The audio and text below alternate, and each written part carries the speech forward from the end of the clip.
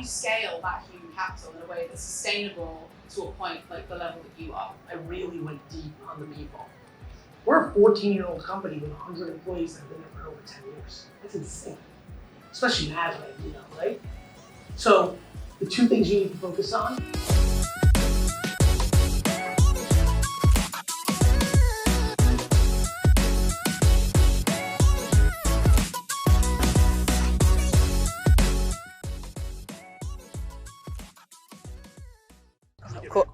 Of course you're filming on this. We are on our way to the NatWest Business Show Live, which is the NatWest's business banking podcast. And I am going to be doing a 30-minute Q&A with Angelica Bell, absolute throwback. She used to present CBBC, which is a children's program in the UK, and I grew up with her presenting that, so massive moment for me. And she's going to be basically asking me a bunch of questions about running Klowt and like how we got there and all that kind of stuff. And after I and a few other people are going to be speaking, the Garyvee himself will be coming on stage and talking about business, which for me is unbelievably exciting and actually a real milestone, because I started building my personal brand because of Gary. I was really inspired by the content he was putting out on LinkedIn and saw a massive opportunity for someone to kind of follow in his footsteps, really, because by that point he'd had a pretty big brand already and there wasn't really anyone creating on LinkedIn. And so yeah, I started posting content on LinkedIn, and now I run a business that does it for other people. And now I'm sharing a stage with Gary today talking about that thing. So yeah, full circle moment. And also shout out Gary, because you were my inspiration all those years ago. And I'm sure there's loads of other people that feel the same way.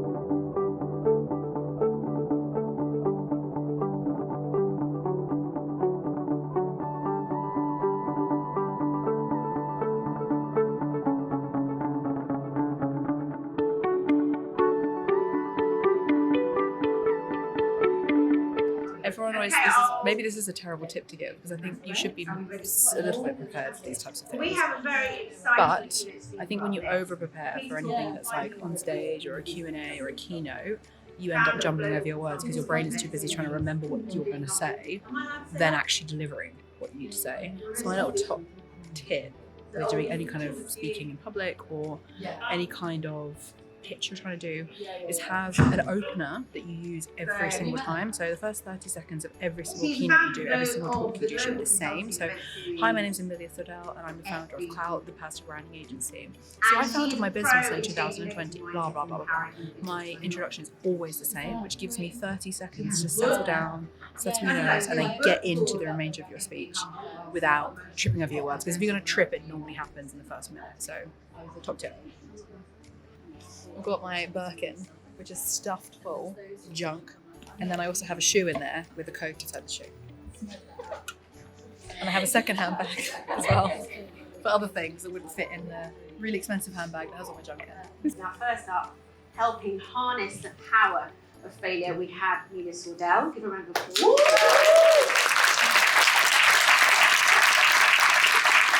She's a successful entrepreneur, but it hasn't always been smooth sailing for her, because at 21 she had to close the doors on her first business, which was called Either Side.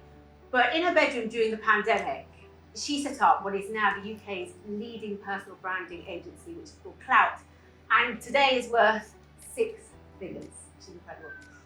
Now there'll be a 5-minute Q&A at the end, so do you have your questions ready? Anything you want to ask her within reason, yeah? So please welcome onto the stage, Amelia Sordell!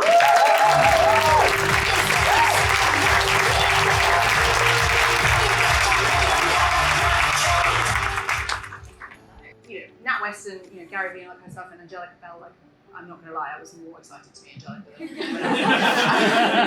Gary's not in the room, so it's not. I was saying to Gary, I was like, you inspired me to start Klowt, but like actually Angelica's been with me for like a long time. So she was the main gal tonight.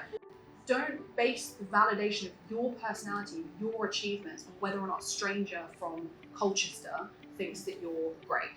And that's what I mean by excellent. I mean, Anyone from Colchester here? sorry, I used to live there. I did live there, and I'm sorry. I do say Colchester a lot when I'm talking about that kind of stuff, and I don't know why. I just happen. It's normally Steve from Colchester, so I'm sorry if there's someone called Steve from Colchester. Is you said that when you were younger, you attributed your first business failure directly to yourself and it ate you up. How do you feel about that now, and how did you kind of get over that like direct correlation between your failures and your self-esteem? Really good question.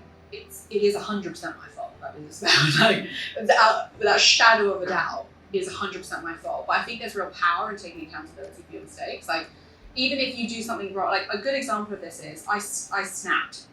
I probably shouldn't say this on stage. I snapped at Sam and the video team the other day because I thought they hadn't done something that I'd asked them to do. And I'd been told it was done and it wasn't done. And I was like, guys, what is going on? I was wrong because actually they told me something different and I just not remembered.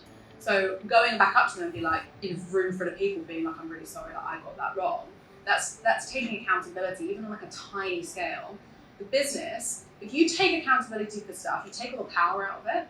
It's like, if you come on stage, right, and like doing a thing like this, and you blow up all the objections straight at the front, you take your power back from that. Like, it's why comedians make fun of like how they look or like their background or whatever, because then you can't heckle them. There's nothing to go at. So when you take like literally take 100% accountability for everything in your life, because everything's your fault. Even if someone who you dated is being mean to you, that's your fault because you picked them. Even if your business goes bankrupt because of something a customer did to you, that's your fault because you picked them. It doesn't have to be a blame thing, but it absolutely has to be an accountability problem because it's your problem.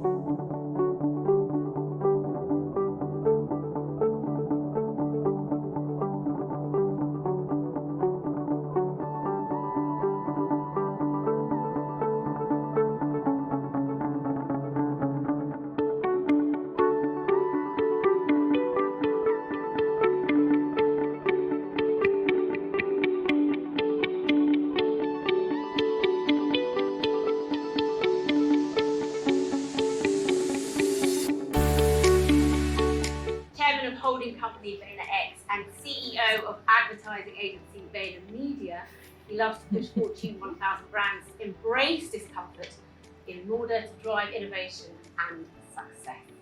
He's also an angel investor, 5-time New York Times bestselling author, and has a combined social media following of over 43 million people. Please put your hands together for Gary Vaynerchuk.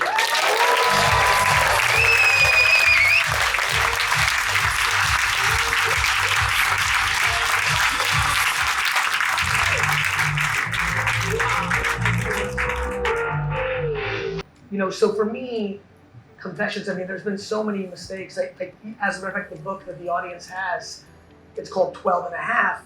It's because in the book I talk about the fact that candor as a leader has been very hard for me, which is always shocking for people who follow me on social media, because as Garyvee, candor is actually my ultimate strength. My agency, mainly because you inspired me to start building a personal brand in 2018, so thank you very much. Of course. I think the biggest issue with an agency, as you've probably found it much more acutely than I have, is scaling human capital, right? Yes. You're selling people as the product. So Yes. how do you effectively scale that, keep good people, without the obvious answers, I know you don't read those anyway, but without the obvious answers, how do you scale that human capital in a way that's sustainable to a point like the level that you are? Because the biggest issue I've had is we get great people in, they develop through their career, we're a startup, we reach the ceiling, we can't progress them anymore, they move on, or we bring people in and they're shit. The thing that worked for us is we grew so fast that we didn't have ceilings at the same pace that most do. And then the other thing I did, I don't need to rekindle it, was I really went deep on the people. We're a 14-year-old company with 100 employees that have been there for over 10 years. That's insane. Especially in Adelaide, you know, right? So the two things you need to focus on is spending so much time with the second. How many people do you have? Where two of my team are that week, 10 now, 11? Yeah. Oh, you should have them all move in with you. They basically do. I would say this. I would say and this is like obviously with them there, but this is like real talk. You have to go into your head and decide which of 10 to 11, hopefully for you all 10 or 11, realistically the way the world actually works, 4 or 5. Whoever the 4 to 5 you think are that you want to be with you in 6 years from today, you must completely change your behavior with them tonight. You must genuinely actually no bullshit, treat them like family, ask them the questions that are scary for small companies. You know, I've been through it, which is like, what drives you? Because when you're like money and you don't have it, you're like, oh, like, you know, but you have to have those combos. And on the other side, you must at all costs focus on business development to get more business in, because those dollars are feeding the oxygen and retention, because inevitably for so many of them, money is going to be one of the variables, right? But inevitably out of 10 of them, 5 of them are going to believe in you long term so much that they'll be able to invest too. Just like so many of the people that work for me that are 10 years and longer, they made very little money. We were a smaller company, but they believed so much in me, and then they got rewarded on the other side of the rainbow, and I'm proud of that, and that builds that retention, and you're gonna have to have those conversations.